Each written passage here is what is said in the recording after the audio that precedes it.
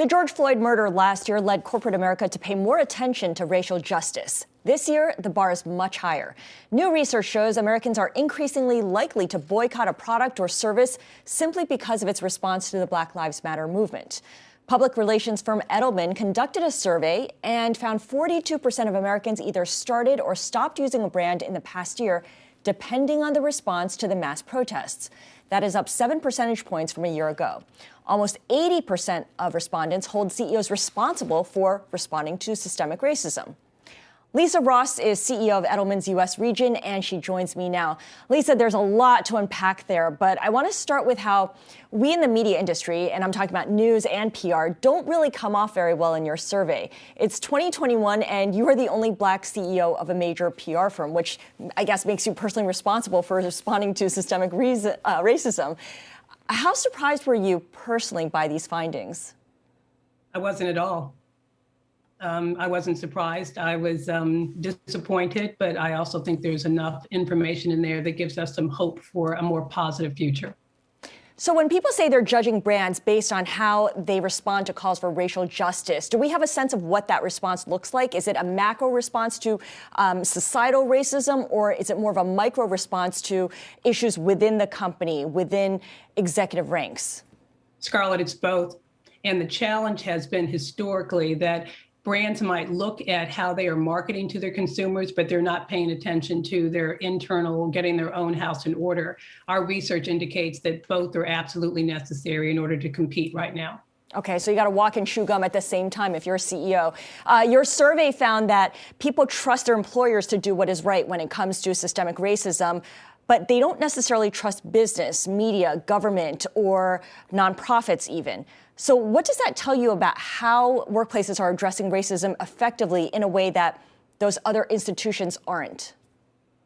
It says two things. One, workplaces are now our new second home, and the relationship with my employer, my CEO, becomes very personal.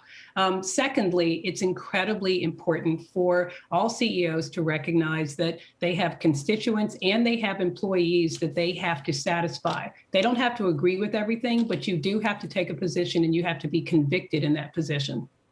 That's interesting that you have to take a position, because your survey also makes clear that people would prefer brands and companies to take a stand in order to win their trust, to earn their trust.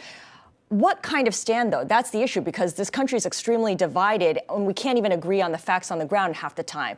And that's made really clear with one of the questions you posed in your survey, which is what is the biggest challenge that the U.S. faces? Is it systemic racism or racist people, racist individuals? Can you tell us a little bit about the response to that question?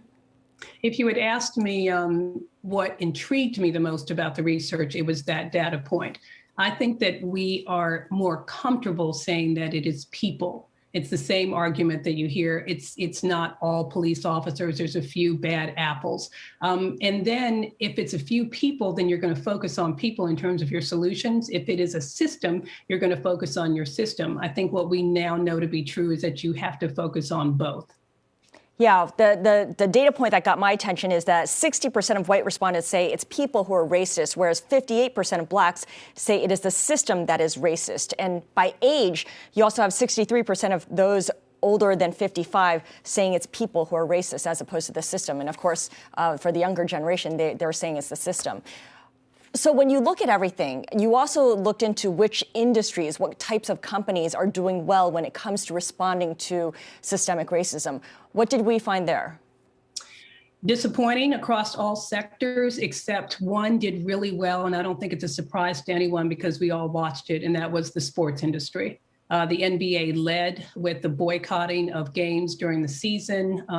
NFL, who's had a very challenged relationship on these issues. I think many feel that they rose to the occasion. And then when you saw the MLB and then the LPGA after Jacob Blake was shot, the sports industry, and it is the intersection of employees who happen to be $1 million paid athletes who are the employees, and then also constituents who are saying, we need to see something different. But these were the employees, and in this case, the athletes who drove it.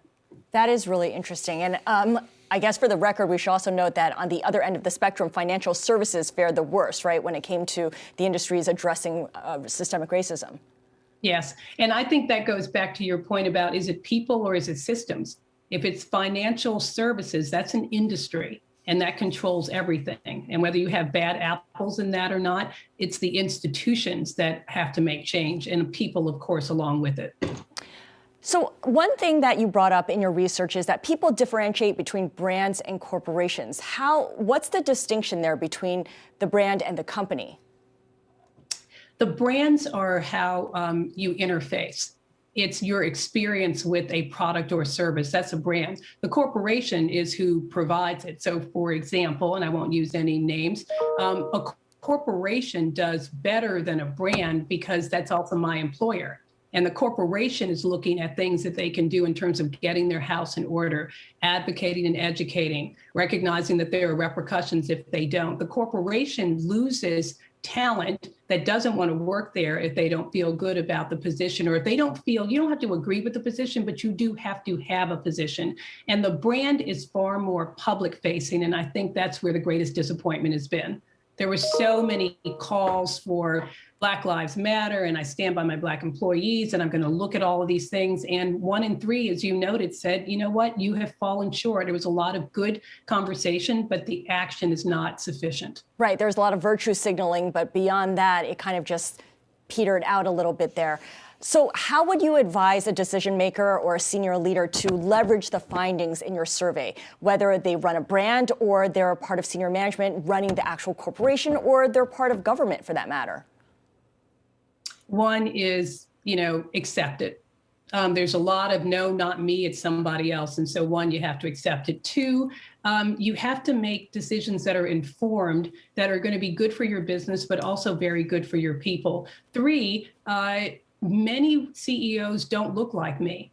Most of them do not, as you noted early in the conversation. And so those CEOs have to surround themselves with people who are representative of the communities that are being affected, so that they can hear more and they can know more and they can do more. And then when we do this research in a year from now, I hope the numbers are different, because people will see tangible action next to those really, really sincere and heartfelt, but statements. Yeah, outcome instead of output. Lisa Ross, really appreciate your joining us. Lisa Ross is CEO of Edelman's U.S. region.